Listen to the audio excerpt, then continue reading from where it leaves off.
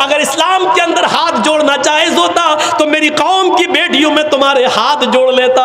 अगर इस्लाम के अंदर भीख मांगना जायज होता तो मैं अपना दामन फैलाकर तुमसे भीख मांग लेता।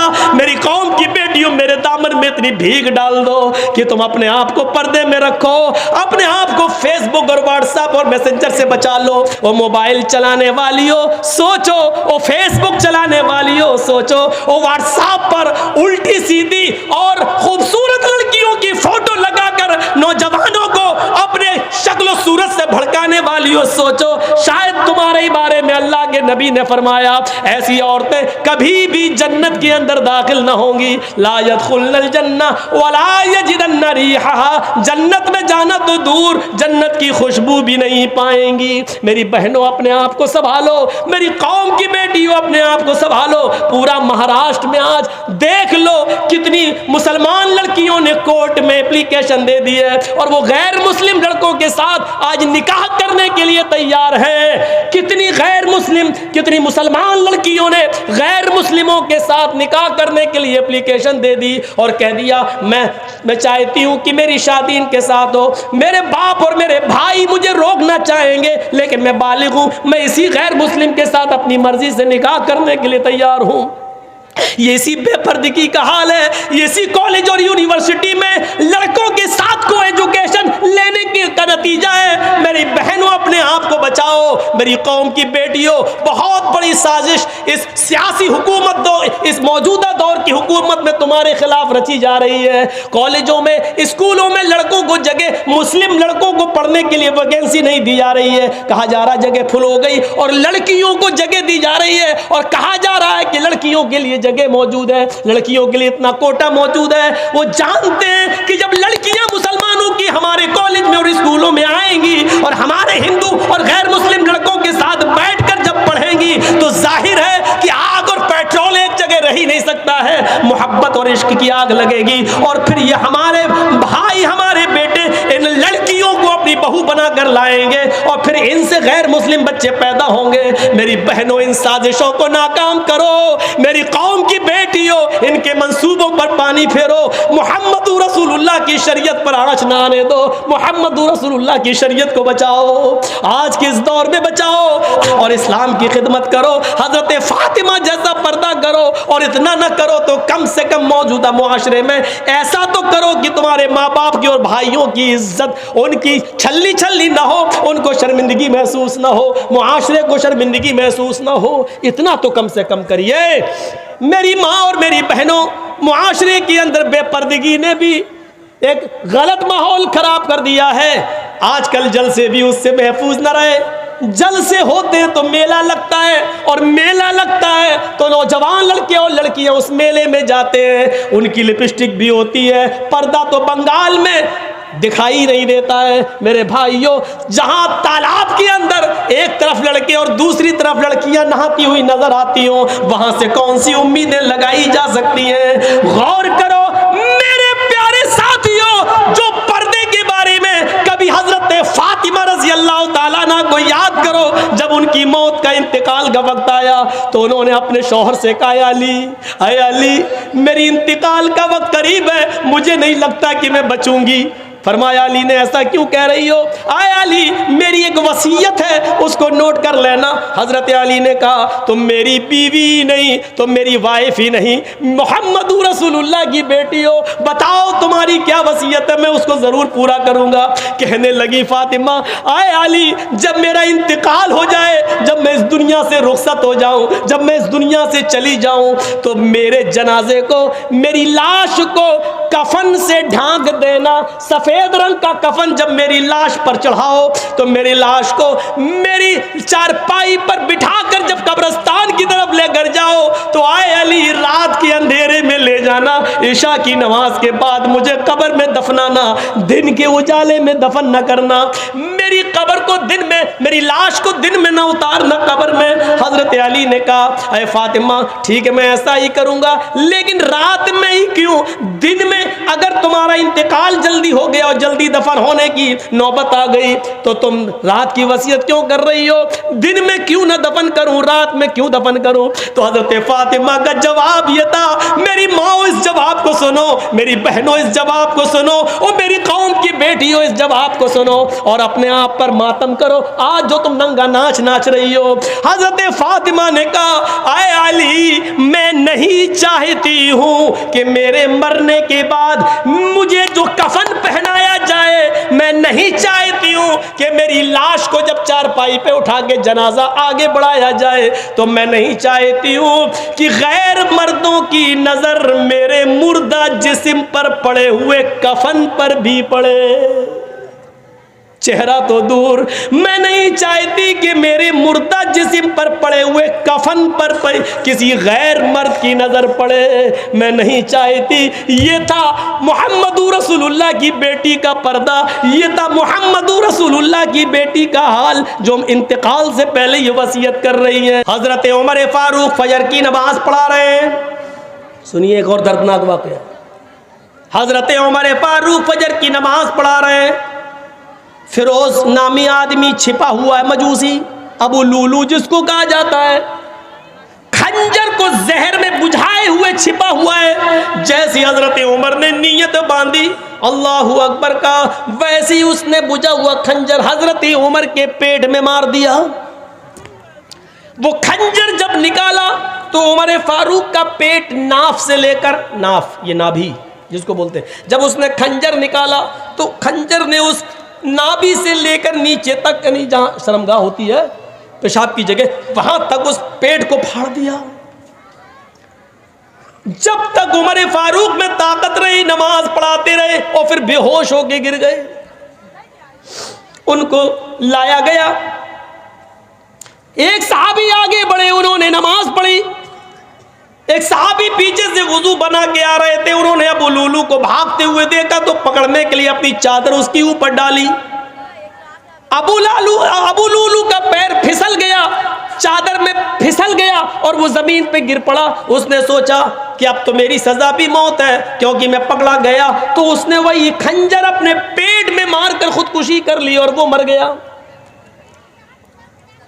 सूरज निकलने के बाद होश आया, तभी बैठे हकीम बैठे हुए हैं, कोई कह रहा है कि इनको दूध पिलाओ। हजरत उमर फारूक को दूध पी रहे हैं, मुंह से दूध पीते हैं लेकिन जख्म इतना गहरा है कि वो पेट में दूध रुकता ही नहीं, पेट के रास्ते से, उस जख्म के रास्ते से वो दूध बाहर आ जाता है। हकीमों ने कहा शहद पिलाओ, उनको शहद खिलाया जा रहा है लेकिन वो शहद पेट के रास्ते से बाहर आ रहा है, पानी पेट के रास्ते से बाहर आ रहा है। एक नौजवान खड़ा हुआ, कहने लगा अमीरुल मोमिनीन आपकी हालत ये है, लीजिए मैं पानी लाया हूं, वुजू बना लीजिए। आप फजर की नमाज पढ़ा रहे थे, आप अभी 2 रकात पढ़ा भी नहीं पाए कि आप बेहोश हो गए, आप लेटे लेटे नमाज पढ़ लीजिए। हजरत उमर ने कहा क्या मैंने अभी नमाज नहीं पढ़ी फजर की? कहा नहीं, आप बेहोश हो गए। जल्दी से उन्होंने वुजू बनाया और पेट पर एक कपड़ा बांधा और खड़े होकर नमाज पढ़ी।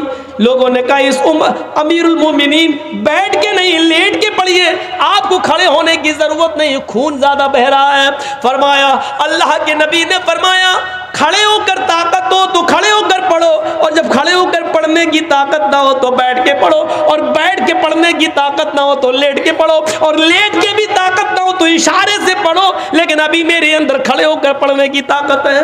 बहरहाल उन्होंने पढ़ ली। खड़े होकर नमाज अदा करने के बाद जब बिस्तर पर लेटे तो एक ने पूछा अमीरुल मोमिनीन आपने तो इस हाल में नमाज अदा कर ली, आपने तो इस हाल में नमाज पढ़ ली, लेकिन आपके बाद अगर किसी और मुसलमान का पेट फट जाए, खाना पानी दूध शहद सब पेट से निकलने लगे और वो बिस्तर पर लेटा हुआ हो और वो इस हाल में नमाज छोड़ दे तो उसका क्या हुक्म है? इस हाल में अगर छोड़ दे तो उसका क्या हुक्म है? हजरत उमर ने कहा इस हाल में भी पढ़ना पड़ेगी अगर उसको होश है तो। पूछने वाले ने क्या पूछा? मुअत्ता पढ़ी है इमाम मालिक की। पूछने वाले ने पूछा अमीरुल मोमिनीन, मैंने ये नहीं पूछा कि पढ़ना पड़ेगी या नहीं, मैंने ये पूछा अगर इस हाल में, इतनी बीमारी में, इस मर्ज में उसका पेट फट गया हो और खाना पानी दूध शहद सब पेट से निकलने लगा हो, इस हाल में अगर नमाज छोड़ दे तो क्या हुक्म है? हजरत उमर का जवाब सुनो जो इमाम मालिक की हदीस मुअत्ता के अंदर नकल किया इमाम मालिक ने। हजरत उमर ने फतवा दिया इस हाल में भी पढ़ना पड़ेगी। अगर उसको होश है, पेट फट गया, खाना पानी दूध दवा शहद दही सब पेट से निकल रहा हो, लेकिन उसको होश हो, तब उसको नमाज अदा करना पड़ेगी। अगर उसने इस हाल में भी, होश में आने के बाद भी अगर नमाज इस हाल में नहीं पढ़ी तो ला हज़्ज़ फिल इस्लामी लिमन तरकस्सलाह, तो उस आदमी का उमर की नज़र में इस्लाम के अंदर कोई हिस्सा नहीं है, वो आदमी मुसलमान ही नहीं है जो इस हाल में नमाज छोड़ दे। इस्लाम के अंदर उसका कोई हिस्सा नहीं है। इस हाल में अगर नमाज छोड़ दे तो नमाज इस्लाम के अंदर हिस्सा नहीं है। सेहत व तंदुरुस्ती, हट्टे कट्टे मोटे ताज़ा होने के बाद इस हाल में नमाज छोड़ दो तो हम कितने मुसलमान हैं। हम किसी को काफिर कहने का हक तो नहीं रखते मेरे भाइयों, लेकिन सोचो तो अपने गरीबानों में झांक कर कि हम कितने % मुसलमान हैं। नमाज के ऊपर कुछ ज़्यादा ही हो गया, लेकिन होना भी चाहिए क्योंकि नमाज तो इस्लाम की बुनियाद है। ला तत्रुकन्न सलातन मक्तूबतन मुतअम्मिदन फइन्न मन तरक सलातन मक्तूबतन मुतअम्मिदन फक़द बरियत मिन्हु ज़िम्मतुल्लाह। चौथी चीज़ पर आइए जिस पर मुझे थोड़ा सा आपका टाइम लेना है। वला तशरबन्न खमरन फइन्नहु रासु कुल्लि फाहिशतिन, शराब को हाथ न लगाना कभी भी, इसलिए कि वो हर बुराई की जड़ है। सारी बुराइयों की जड़ क्या है? शराब। शराब के बारे में एक हुक्म नाजिल होता है।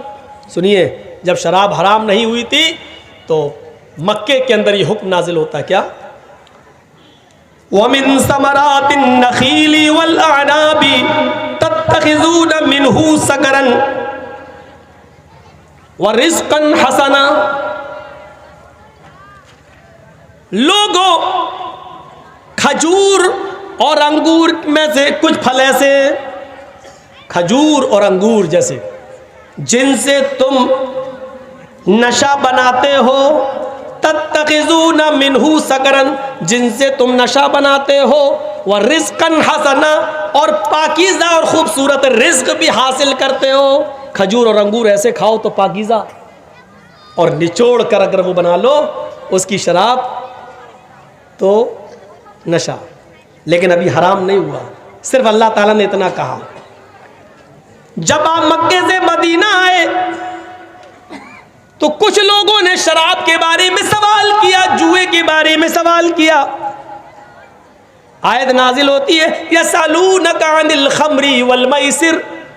ऐ मोहम्मद सल्लल्लाहु अलैहि वसल्लम, कुछ लोग ऐसे हैं जो आपसे जुए और शराब के बारे में पूछते हैं। कुल फीहिमा इस्मुन कबीर, तो आप फरमा दीजिए कि ये बहुत बड़ा गुनाह है।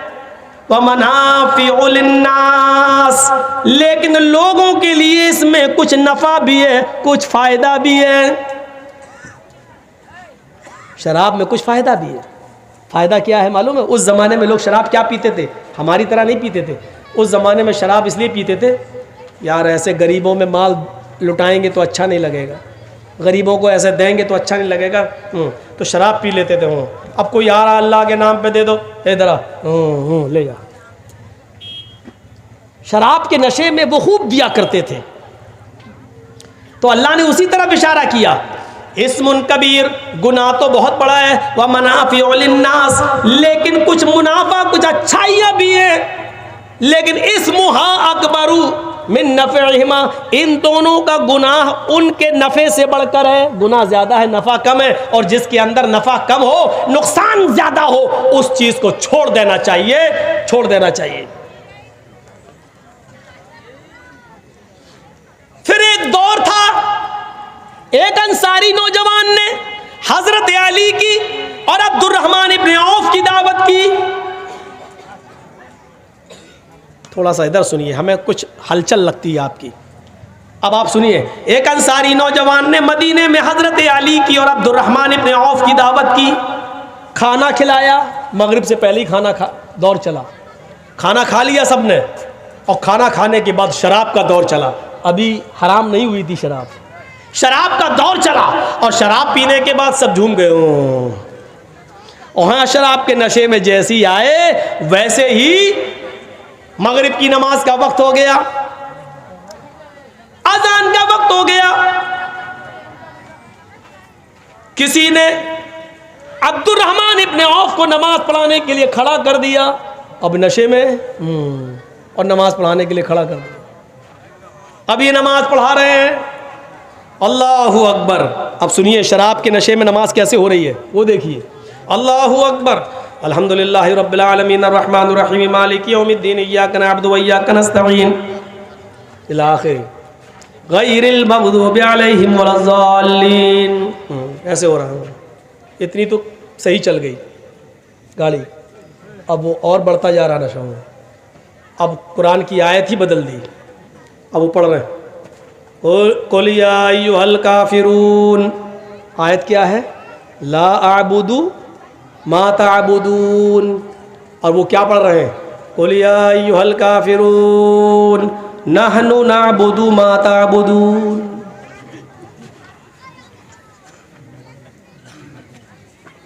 है क्या? कुल या अय्युहल काफिरून, आए नबी कह दो ऐ काफिरो, ला अअबुदु मा तअबुदून, मैं उनकी इबादत नहीं करता जिनकी तुम करते हो, मैं उन झूठे खुदाओं की इबादत नहीं करता जिनकी तुम करते हो। और ये क्या पढ़ रहे हैं? ला अअबुदु मा तअबुदून, मैं भी उनकी इबादत करता हूँ जिनकी तुम करते हो। बल्कि नहनु कह रहे, नहनु नअबुदु मा तअबुदून, हम भी उनकी इबादत करते हैं जिनकी तुम करते हो। माना ही बदल गया। जिस काम को मिटाने के लिए अल्लाह के रसूल आए वही होने लगा।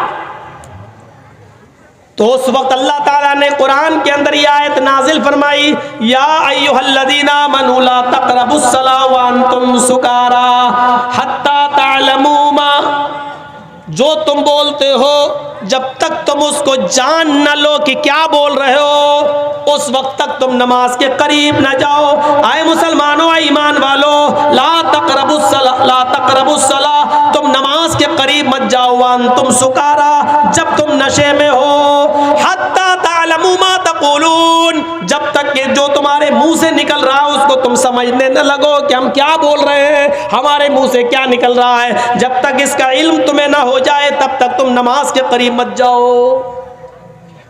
मना कर दिया, नशे में हो तो नमाज के करीब नहीं। लेकिन हराम इधर भी नहीं हुई, हराम अभी भी नहीं हुई, सिर्फ एक बाउंडेशन लगा दी, जब नशे में हो तो नमाज के करीब न जाओ। लेकिन एक मर्तबा अंसार और मुहाजिरीन की महफिल सजी, मक्के के मुहाजिर और मदीने के अंसार दोनों की एक महफिल सजी, और महफिल सजने के बाद खान पान हुआ और दोनों में शराब का दौर चला। अंसारियों ने भी शराब पी और मक्के के मुहाजिरों ने भी शराब पी। अब शराब पीने के बाद जब नशे में आ गए जब सब नशे में आ गए तो अंसारी मुहाजिरों को गाली देने लगे और मुहाजिर अंसारियों को। मुहाजिर कहने लगे, ए देखो ये अंसारी है, हम तुमसे अफजल हैं, हम कुरैशी हैं, अल्लाह के रसूल हमारे अंदर पैदा हुए हैं, हम सबसे ऊंचे खानदान के हैं, हम सैयद हैं, हम हाशमी हैं। इधर अंसारी भी शराब के नशे में धुत थे। वो कहने लगे, भूखे थे, नंगे थे, फटीचर थे, कुछ नहीं था तुम्हारे पास, मक्के में खाली हाथ आए थे, हमने तुम्हें रहने को जगह दी है, तुम भूखे थे, खाना हमने दिया है, तुम प्यासे थे, पानी हमने दिया है, तुम नंगे थे, कपड़ा हमने दिया है, अपनी बेटियों की शादी हमने तुम्हारे साथ किया है, तुम फकीर थे, फटीचर, हम तुमसे अफजल। ओफो, जब ये बातें उड़ने लगी अंसारी मुहाजिरों पर और मुहाजिर अंसारियों पर, एक दूसरे पर, सबसे बड़ा हम तुमसे ऊंचे, हम तुमसे ऊंचे। अल्लाह के रसूल तो इसी चीज़ को मिटाने आए थे कि कोई किसी बड़ा नहीं, कोई छोटा नहीं है, इसको मिटाने आए। और ये क्या हो रहा है, जब ये चीज़ अंसार और मुहाजिरीन के दरमियान हुई तो हतमी तौर पर यह आयत नाजिल हुई और कुरान ने शराब की हुर्मत का ऐलान कर दिया। इन्नमल खमरु वल मैसिरु वल अंसाबु वल अज़लामु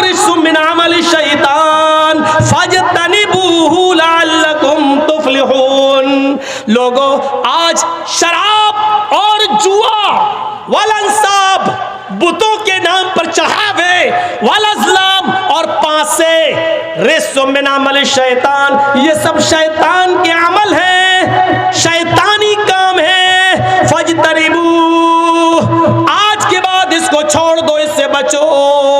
लअल्लकुम तुफ्लिहून, अगर तुम कामयाब होना चाहते हो। आज बिल्कुल शराब की हुर्मत का ऐलान कर दिया। इतने दौर से गुजरने के बाद शराब की हुर्मत का ऐलान कर दिया गया। इसको तमाम बुराइयों की जड़ कहा है, तमाम बुराइयों की जड़। मेरे प्यारे साथियों, इनकी सजा के बारे में अगर आप गौर करें और जमाने माजी के अगर वाकयात को पढ़ें तो हमें पता चलेगा। हजरत कुदामा का वाकया आपको याद होगा, सहाबी है। हजरत कुदामा ने बीमारी की हालत में, सख्त बीमार थे और बीमारी की हालत में शराब पी ली। चलो नींद आ जाएगी, बर्दाश्त नहीं हो रहा था उन पर, तकलीफ बर्दाश्त नहीं हो रही थी। और सुनिए, ये वाकया झंझोड़ देगा शराब पीने वालों को, अगर उनके अंदर कुछ गैरत होगी तो। हजरत कुदामा ने, कुदामा इब्ने मज़ऊन तकलीफ में कराह रहे हैं, शिद्दत, तबीयत खराब है कुछ ज्यादा। कभी कभी होता ना, बहुत ज्यादा तबीयत खराब है तो लोग नींद की गोली दे दो भाई, सो रहे हो रहे, बहुत दर्द बर्दाश्त नहीं कर रहे हैं तो नींद की गोली खा ली, होता है, डॉक्टर भी लिख देता है। यही किया हजरत कदामा ने, सख्त तबीयत खराब, और उन्होंने तबीयत खराब होने की वजह से उन्होंने थोड़ी सी शराब पी ली कि नींद आ जाएगी, थोड़ा सुकून मिल जाएगा। जैसे ही उन्होंने शराब पी और सो गए, हजरत अबू हुरैरा रजी अल्लाह ताला अन्हु ने और कुछ बड़े बड़े सहाबा ने यह रिपोर्ट कर दी हजरत उमर को। अमीरुल मोमिनीन सख्त बीमारी की वजह से, तकलीफ बर्दाश्त न करने की वजह से हजरत कुदामा ने शराब पी ली। सुबह होते ही हजरत उमर फारूक ने हजरत कुदामा को बुलवाया और कहा, तुम्हारे बारे में मुझे पुख्ता रिपोर्ट मिली है। सुनिए, बीमारी में पी, फिर भी हजरत उमर का उसूल देखिए, तुम्हारे बारे में हमें पुख्ता रिपोर्ट मिली है कि तुमने कल शराब पी ली थी। हजरत कुदामा कहते हैं, हाँ अमीरुल मोमिनीन, बहुत ज्यादा तबीयत खराब थी, बर्दाश्त नहीं हो रहा था, इसलिए सुकून हासिल करने के लिए मैंने थोड़ी सी शराब पी ली। हजरत उमर कहते, शराब पीने वाले की सजा यह है कि उसको 40 कोड़े मारे जाएंगे, 40 कोड़े खाने के लिए तैयार रहो। हजरत अबू हुरैरा और दूसरे बड़े बड़े सहाबा कहने लगे, अमीरुल मोमिनीन, मैं आपको मना नहीं कर रहा हूं, इनको सजा देने के लिए मना नहीं कर रहा हूं, शराब पी, सजा मिलनी चाहिए, लेकिन अभी इनकी तबीयत बहुत ज्यादा खराब है, अभी ये बहुत ज्यादा बीमार है, लिहाजा सजा को उतने दिनों के लिए मुअख्खर कर दीजिए, टाल दीजिए, जब तक इनकी तबीयत ठीक ना हो जाए। जब ये सेहतमंद हो जाए, तबीयत इनकी ठीक हो जाए, तब इनके जिस्म पर कोड़े लगा देना, लेकिन अभी ये बर्दाश्त नहीं कर पाएंगे। हजरत उमर फरमाते, वाह मेरे साथियों, तुमने कितना अच्छा मशवरा दिया, इनकी तबीयत ठीक होने तक मैं इनका इंतजार करूं और इनकी तबीयत ठीक होने से पहले ही मैं अल्लाह के पास चला जाऊं, मैं मर जाऊं तो मेरे ऊपर हद, अल्लाह क़यामत के दिन मुझसे सवाल करेगा। हद शरई का मुर्तकिब एक शख्स तुम्हारे पास आया, पकड़ा गया और तुमने उसके ऊपर शरई हद नाफिज नहीं की, तो मैं अल्लाह को क्या जवाब दूंगा? नहीं, मैं इनको अभी और इसी वक्त सजा दूंगा, उनकी बीमारी में ही मैं सजा दूंगा, मैं सजा को टाल नहीं सकता। फिर हजरत उमर फारूक ने एक आदमी बुलाया और कहा कि इनको कोड़े लगाओ। एक मजबूत कोड़ा मंगाया गया और बीमारी की हालत में हजरत कुदामा इब्ने मज़ऊन को उनकी बीमारी की हालत में उनको कोड़े मारे गए। 40 कोड़े। उन्होंने कोड़े तो खा लिए, बर्दाश्त कर लिया, लेकिन उन कोड़ों की ज़र्ब ने उनकी हड्डियों में दर्द पैदा कर दिया कि वो फिर पूरी जिंदगी वो सही नहीं हो सके। फिर उन्होंने पूरी जिंदगी उस मार का असर उनकी बॉडी के ऊपर रहा। वो सही से चल नहीं पाते थे, सही से बैठ नहीं सकते थे, सही से खा नहीं सकते थे। लेकिन मेरे भाइयों, हजरत उमर फारूक ने इस हाल में भी उनको सजा दी।